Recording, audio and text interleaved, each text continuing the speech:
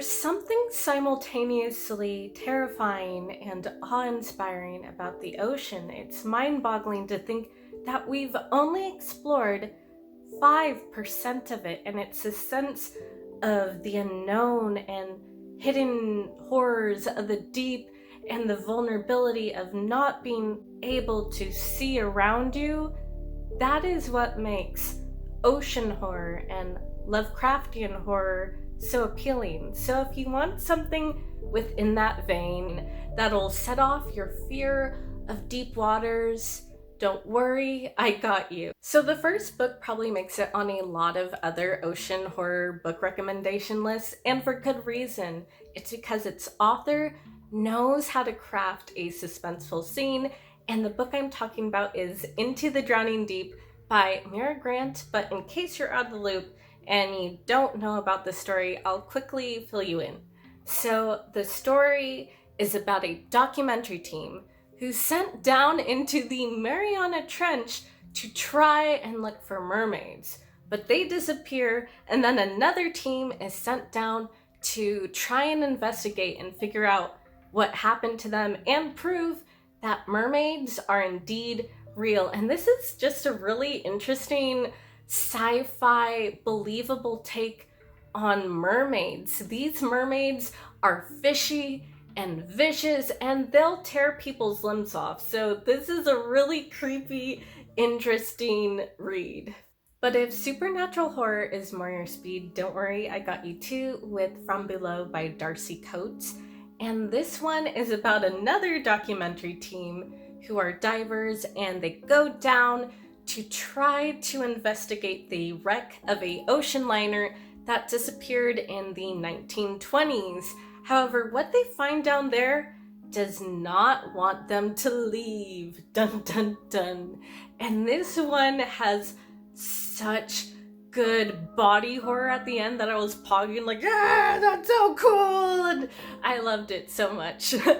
Now, if you are a fan of introspective literary horror, I strongly recommend checking out Our Wives Under the Sea by Julia Armfield, because this one is so hauntingly beautiful and has gorgeous writing, and it actually follows two different timelines. So we have the current modern day with Mira, whose wife has come back from a long research trip, only she has changed. She is extremely distant, and she's taking long baths and leaving behind weird residue in the tub. And then we have the past with Miri's wife as she descends down in her research vessel, and we gradually find out what happened to her. However, I feel like the primary heart, the focus of the story, is their relationship and them gradually growing apart. Okay, the next one is actually nonfiction, but I recommend it anyway to people who don't typically read nonfiction because it's written in such an engaging way, and I am talking about Into the Planet by Jill Heinerth.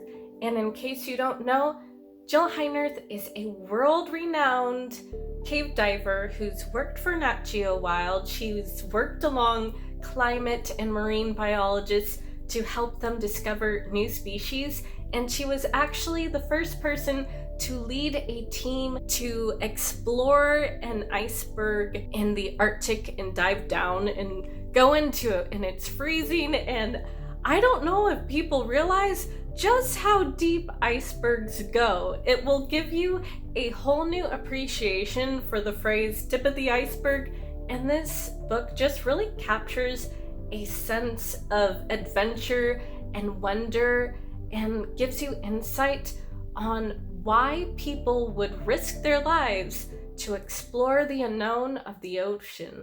And for the fantasy lovers out there, don't worry, I got you too with Deeplight by Frances Hardinge.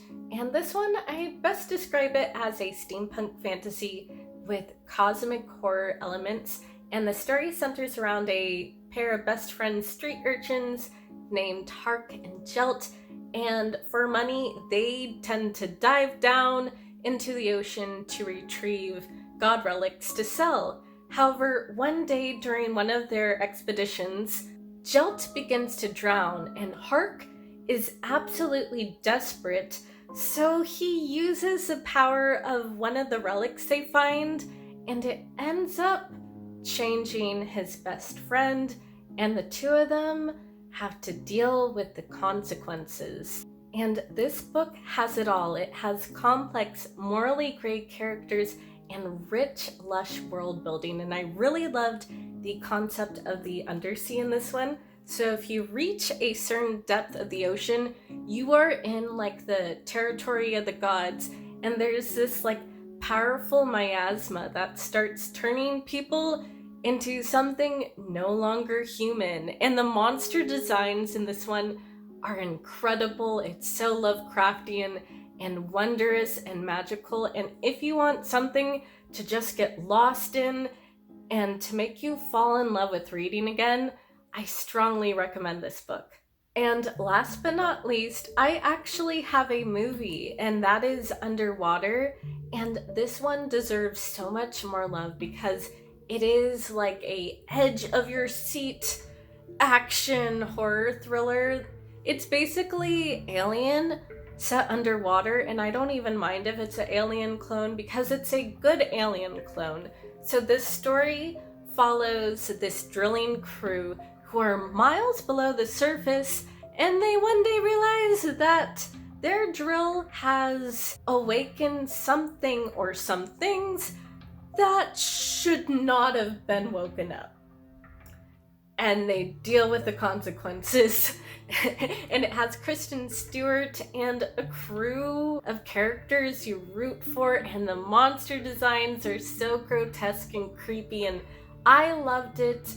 I think it deserves more love and attention, and I hope you'll love it too. Alright, that's a wrap. Those are my deep sea horror recommendations, and if you've read or watched any of those, let me know how you felt about them, or if I missed one of your favorite underwater horror books, let me know down in the comments. As always, thank you for watching, and I'll catch you next time. See ya!